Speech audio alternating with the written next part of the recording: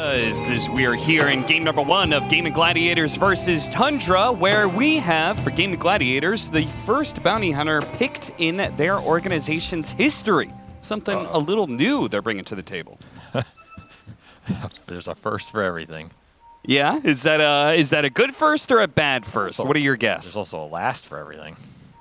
All things must come to an end. Need both right here. Is that what you really think it's? I think this hero's playable. Okay.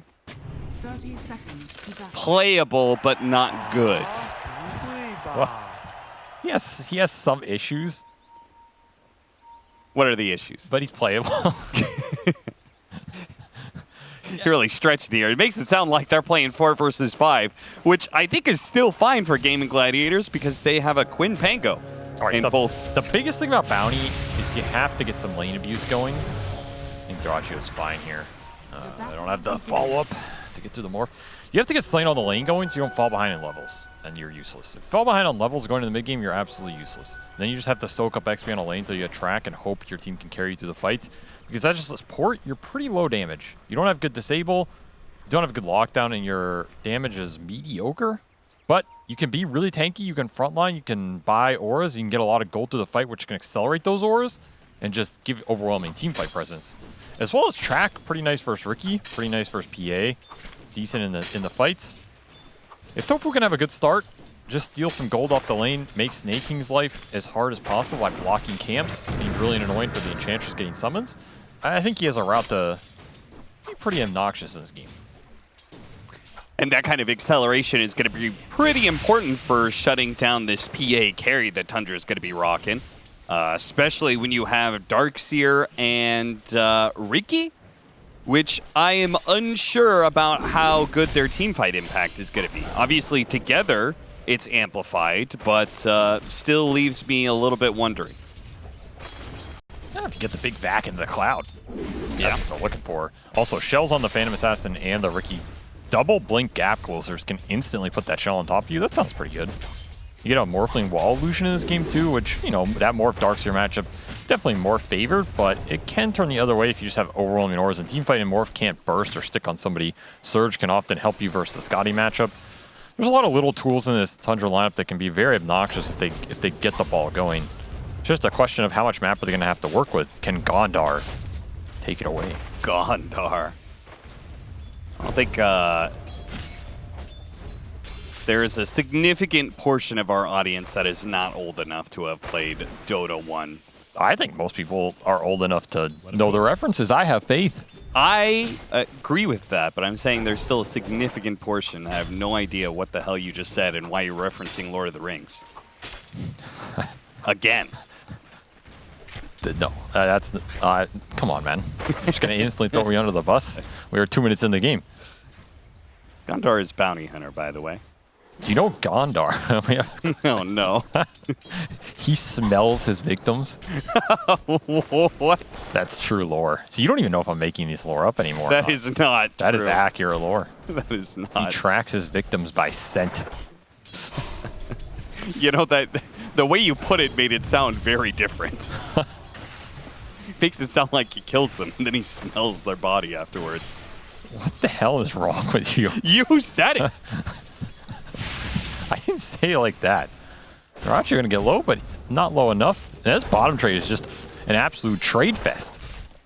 Just throwing impetuses back into Janata, ferrying out so much regen for Tofu. He's getting the gold steal, but he's basically just pumping it straight back into the regeneration. Not making too much progress down here as he's just trying to give Ace a lane phase versus a very harass-heavy lane. I would not be surprised if First Blood happens in this lane. Oh, 100%. I mean, Skeeter's already gotten low a couple of times from these axes, just being spammed out at him all the time. And they're just, like, both of them have one, so they're just throwing spells back at each other. Yeah, Dagger for axes, Impetus for Janata hits. They're winning the wand battle. However, Quinn is winning the mid battle, up slightly. Definitely up in a bit of net worth here, getting the better of the regen trade while 9 had to push towards that ring. And we have seen his Pangolier go absolutely ham in this tournament. Yeah, it's a very dangerous affair. I think give it a Pango away to any team right now. And Quinn has been one of the strongest performers with this hero for sure. Celery. Does manage to get the glimpse back. He gets a little distance here. Dyrachyo is going to take a lot of damage, probably not in danger of dying, but will take a lot of damage and takes a little bit of extra time to morph into agility and get his HP back. Mana burn creep, pretty nice for his bottom lane. Also going to give mana into Skeeter here to allow even more aggression. Tofu looks for that Janata hit. Ooh, give me your goal. Got him. Straight into the retirement account. The other thing about Pangolier this game is Tundra have zero, like they don't really have control for him. They have very limited stuns and nothing through BKB. So he's invincible in this role. Until maybe BKB PA kills him later, but that's kind of a big if. Tundra really want to get the fight started on their terms, where they can initiate with the Dark Cloud later, or just surging a BKB PA in, and he bursts a couple heroes. This is kind of a lineup that wants to get the team fights going later on, in my opinion. Your first blood is going to be top. Instead, Celery gets it there. Nice first blood for the Morphling counterpick lane. Disruptor can also have a huge influence on this game in terms of the early control. Until those BKBs come out, the Static Storm plus the... Oh! Well, sometimes you just get caught. You know, what can you do? 33 sneaks one over Dyrachyo there with the level 1 vacuum kill. Well played. Big first experience because he got it solo too. Yeah. Don't even have to split that here. So honestly, that's a good death by Aramis. We'll wind back. Well played, Aramis. Good stand-in. You gotta know when to feed. You know, that's a mistake a lot of players make. Yeah, try and hold on to their life a little bit too much. So I just got to throw it out there.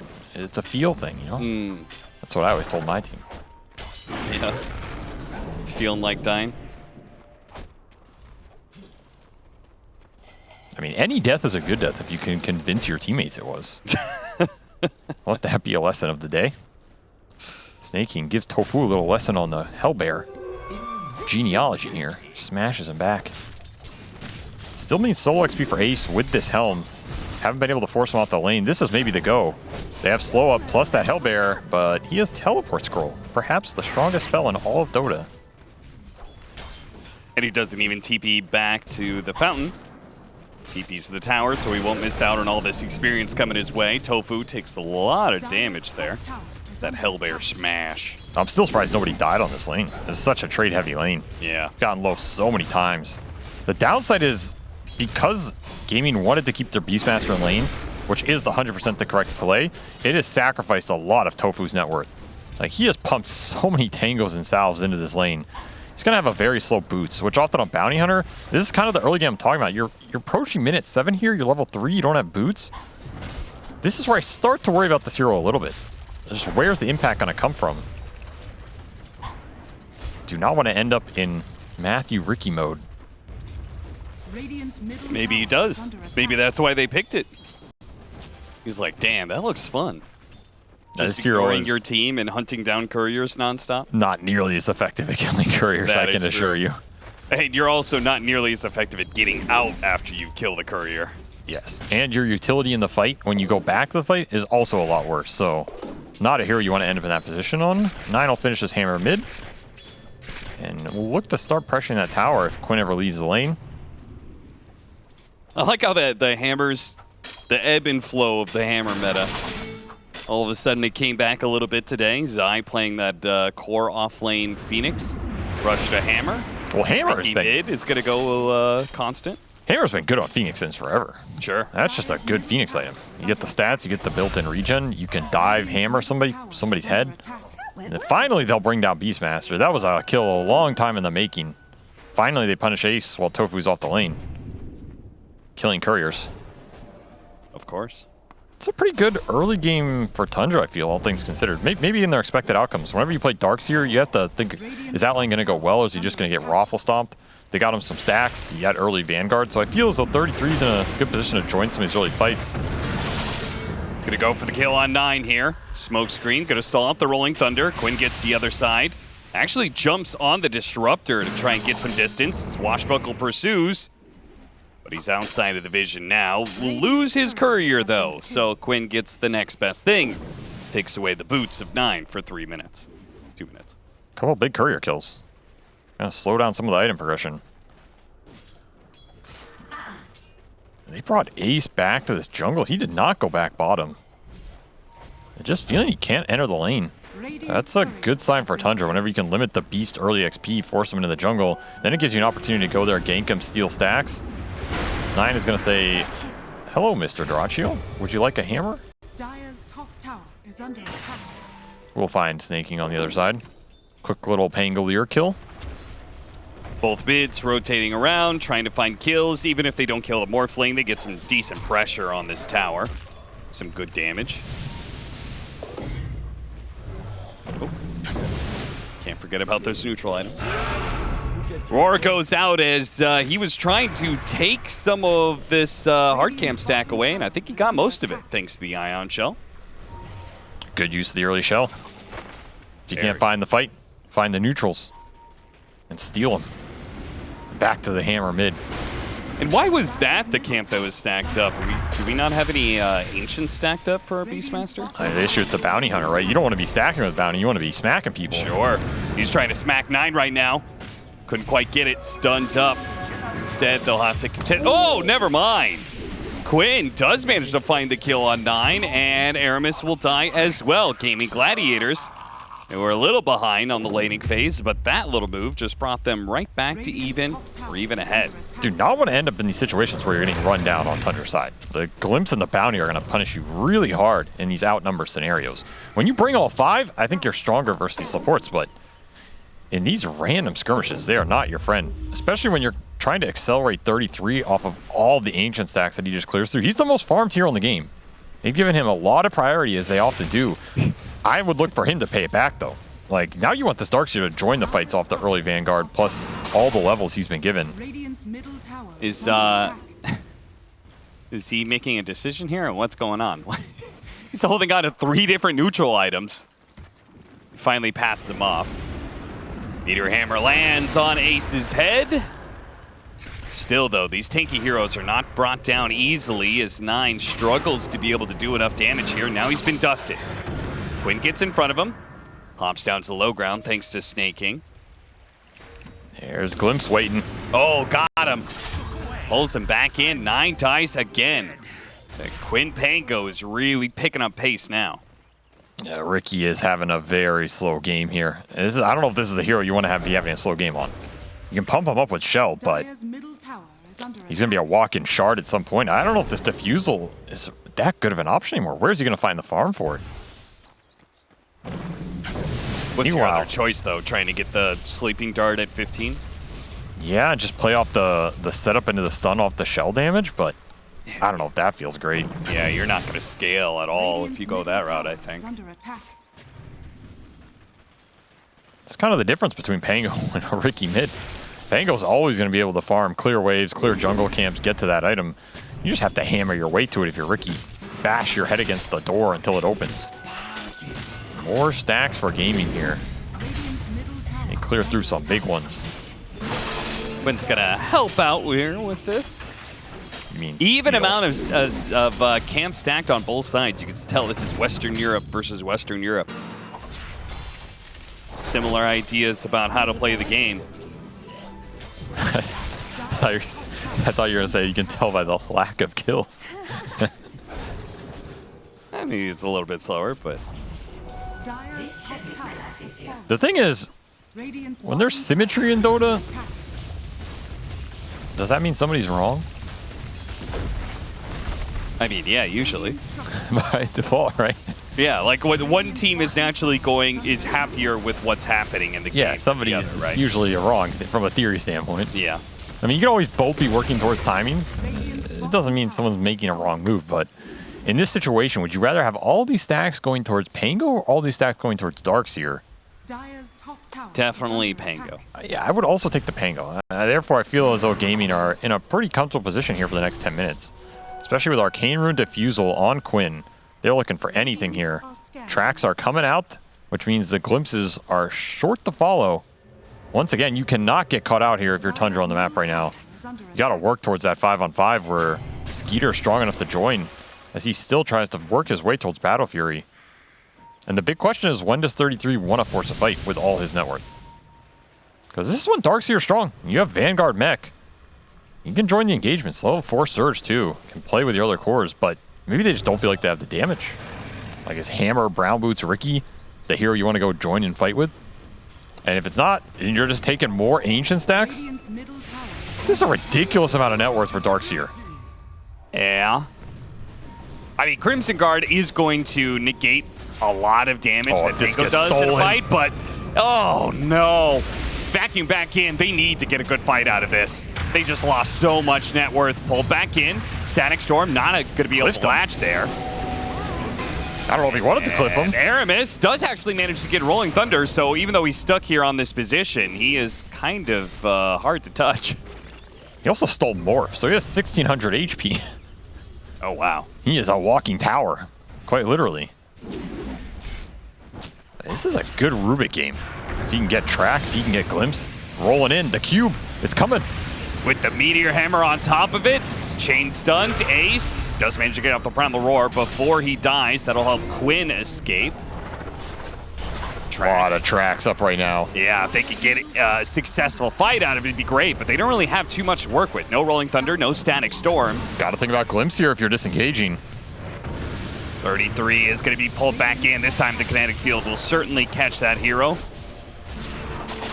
And they are just not cleanly getting out either.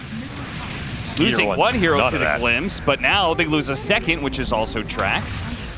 He found 9. Does he know he found 9? And he finds Aramis as well. Tundra, I feel like they just weren't really thinking forward on that play. They just kind of like barreled over the river and then got stalled out. That was the fight to use all the Darkseer's farm to get an objective. They did get a tier 1 mid, but once you're in those engagements, you're just getting tracked up. You know the glimpses are guaranteed. And it's a max glimpse with low cooldown. Brutal turnaround. I feel like they should have just kept forcing it. Again, there was no Rolling Thunder, no Static Storm. I would rather take that fight than run away and get glimpse back. You'd rather lose everybody than 3? Basically. Yeah. I'd rather take the bolder man than I am. I would rather take the 50-50 that we're going to win that fight than the guarantee 100% that we're going to get picked off and feed track gold. I mean, what if everybody just instantly TP'd out? Then one person is getting glimpse? Yeah, you gotta choose. 2 more. Exact opposite of Sophie's choice. Which one of these delectable morsels am I going to pick off? You're just getting run down now on the map. Yeah. Should mention that the other upside of Bounty Hunter in this game for gaming is this hero benefits when he's really tanky and he can play into supports that have limited catch, because all of a sudden he can track you, and even if you dust him, it's not a guaranteed turnaround kill. And I feel as though Rubik Ench are pretty bad at controlling Bounty in the early portion of the game and on the map. You can just skirt around them. You don't have the lockdown. You don't want to commit a lift to the Bounty Hunter. If you steal track, that's great. Often that's easier said than done, just based on how much poke gaming have here. You're getting hit by a Swashbuckle, you're getting hit by a Morphling Adaptive Strike, then someone else is getting glimpsed. So once these tracks start going out, the fight becomes a lot harder for Tundra, and at the same time, do they have ways to get on Tofu to prevent that happening? This is the Bounty Hunter problem right now for Tundra. 33 close encounters with Durantio and Tofu, but they're going for 9. Do have a track on him, of course. Durantio turning into the Riki, chases after him with a Blink Strike. To get stolen track. Did. Let's see if he can get out with it, though. Chasing him down, shield crash, pull back in. What a beautiful vacuum. That is very nice. Aramis will eventually die here, but it's looking like an okay fight for Tundra. Unfortunately, that Meteor Hammer doesn't quite land. Would have been so nice to kill Quinn on top of the pick they got on Tofu. I'm worried about 9 keeping pace with Quinn in this game. Oh, yeah. There's another very fast Ag Scepter coming out for Pangolier right now. I mean, we saw what this did in that other game. Yeah.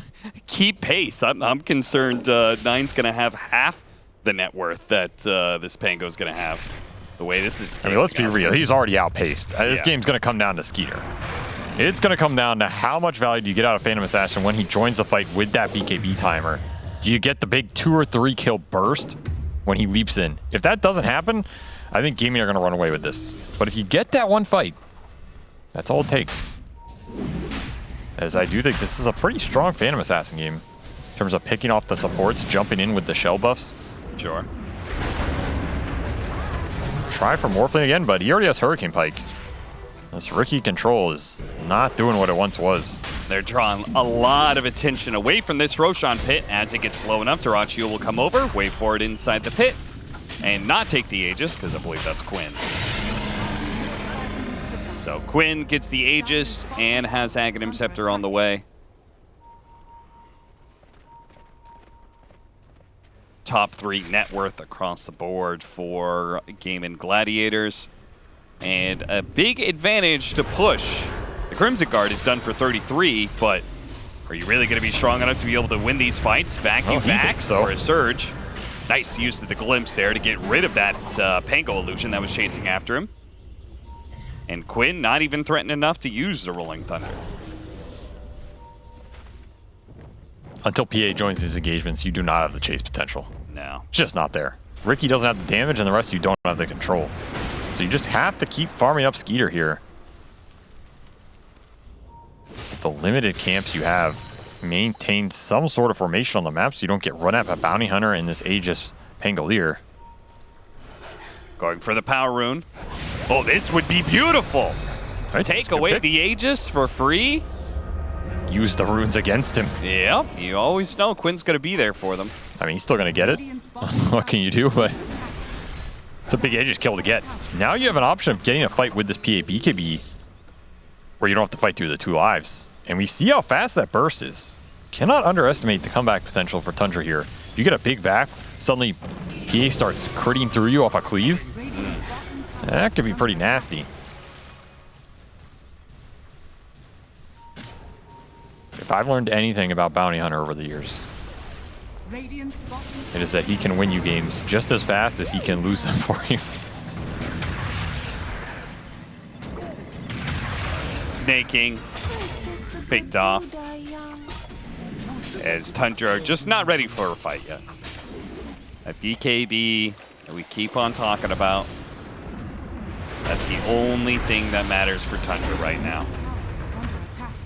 Try and slow down these pushes if they can. We definitely use 33 in his Crimson Guard right now because this tier 2 is taking a lot of damage. That is BKB done for Skeeter. Whew. That is the biggest timing for Tundra, perhaps in this game, in terms of shifting some of this momentum, regaining control, and accelerating to that physical late game they're looking for. Did I see that right? Snaking has the most damage on Tundra? How's that even possible? Won't surprise me. He got involved in all these engagements, just throwing impetuses out. Wow. I mean, it's both impressive for snaking and probably not what you want to see. Tundra, yeah. It means your Darkseer and Riki are not doing a whole lot. Well, they're going to try now. Diffusal done for 9. On top of that, Crimson for 33 and BKB for Skeeter. Triple core timings aligning here. Can you get the dream jump? That is the big question. There's Hawk Vision, there's Bounty Hunter to push through. Ags on Dyrachyo as well. Oh, yeah. If he gets that cast on Phantom Assassin, you're looking at a very different engagement. Or Staff always getting him out of the smoke screen, try and pull Back back into the in, cloud. especially with the wall. They're doing a lot of damage and they burst through. And now it's a question of how much more can you get. Dyrachyo was really daring Tundra to go on him, and they oblige. Didn't even have to use the BKB here. Just got a freebie. Underestimating the control, and that was a super nice vacuum. Gaming not ready to take that hill fight. Where was the Pangolier control? Where was the Beast Roar? Yeah, seriously. Ace wasn't even here. They saw him top. Maybe just a little too greedy from Gaming, not respecting the single target burst and control didn't come out right now.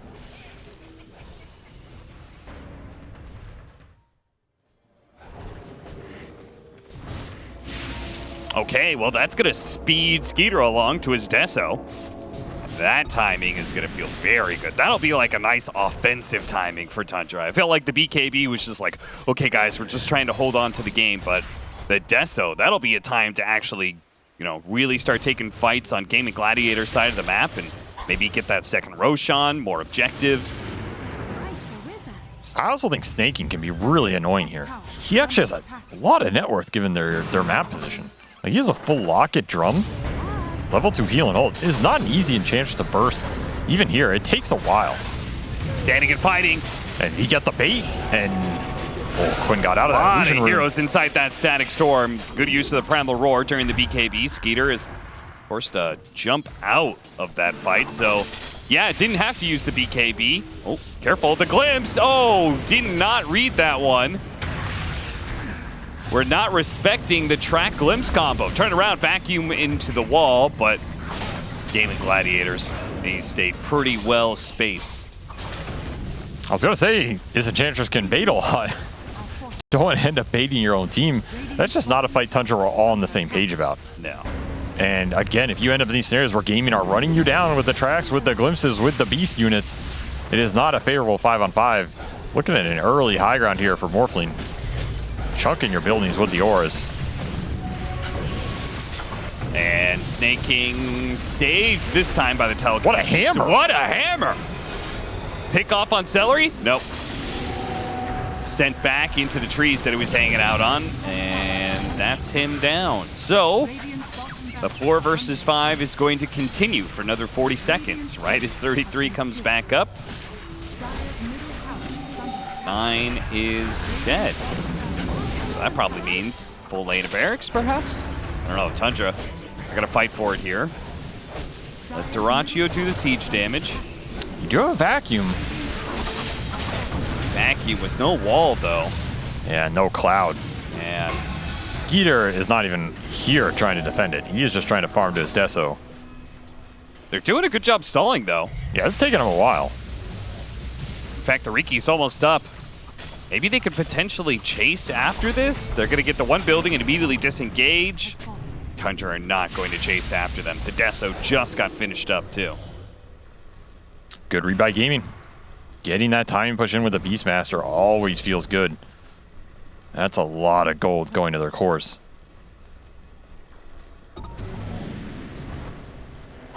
Hit this Basher Pango timing as well. Ooh. It's going to be obnoxious for Skeeter. If he gets bashed in the fight, that might just be the fight. Yeah, seriously. They need every second of that BKB to go to work. Which Looking around means mid. I think it's ideal if Tundra somehow finds Quinn first. Well, they lifted a creep. Do manage to get the vacuum pull back, but immediate force staff gets him out of there. Now the bounty hunter dies, but it looks like similarly 9 is going to be too caught up inside the static storm to stay alive. Snake King will join him in the grave. Chasing after a little bit more. Okay. Skeeter goes in for the fight, but immediately gets Primal Roared. Ace is just always holding on to this. He has to fight his way out of this. He does, and he'll get 1 kill, but he's just going to run out of steam at some point in time and gets annihilated by that shield crash axe. Another fast game by the Quinn Pangolier here as he dices his way through Tundra. Just feels like it happens every game, man. You can't shut him down on the lane. He gets his defusal. You can't win that fight. He gets his Ags. That fight's even harder. And then Basher just prevents your carry from taking the BKB comeback. I don't feel like people have good answers for this hero. Just take it out, man. Why do it to yourselves? It's also one of the best mid heroes right now to use power runes. And Gaming Gladiators obviously have set the precedent that they're going to put as much support to pressure on those points as possible. I feel as though maybe this Riki pick was designed to deal with Pango in the mid game. Like maybe they felt the lane was going to be a bit better, and then he can get that fast smoke cloud dart diffusal up where you can control the Pango off of vision initiation. Yeah. At the same time, Gaming have Beastmaster and this Bounty Hunter which can just run in with interference. Haven't even gotten to the point where they need a gem. Kind of makes that initiation more difficult, and 9 just can't accelerate at the same rate farm-wise to get there. So you have like 1 or 2 slip-ups in this game, and it just gets out of control very fast. The auras start accelerating, the track gold starts accelerating, Dante starts accelerating. Once he starts rolling, he don't stop. Tundra, 4-man smoke out. Ooh, a DD. That's a comeback rune right there. Something to smile about right now. And check inside the Roche pit. Roshan is not up. Kill the courier, so Tundra know they're here. Kill the courier and re-smoke. Was the courier kill worth that? I don't think so. Now Radiant's Tundra, top tower is under attack. They're Revealed gonna their wrap position. all the way back, but look at the Disruptor's position in the trees right now, but not under ward. Oh, backs up into it. Spotted, but gets the Static Storm off first. Almost finished off Celery right away, but a crit wasn't quite enough. Terraccio starts laying into 9 with the help of Quinn, chain stunning him. And now Snake King's gonna get bumped around. Look at him just hiding away in the trees, trying to get away from this Quinn Pangolier that is decimating them right now. And Skeeter cannot take the fight gone. up against this Morphling and gets Primal Roared to death. GG. I mean, this was a very straightforward game for Gaming Gladiators at some point.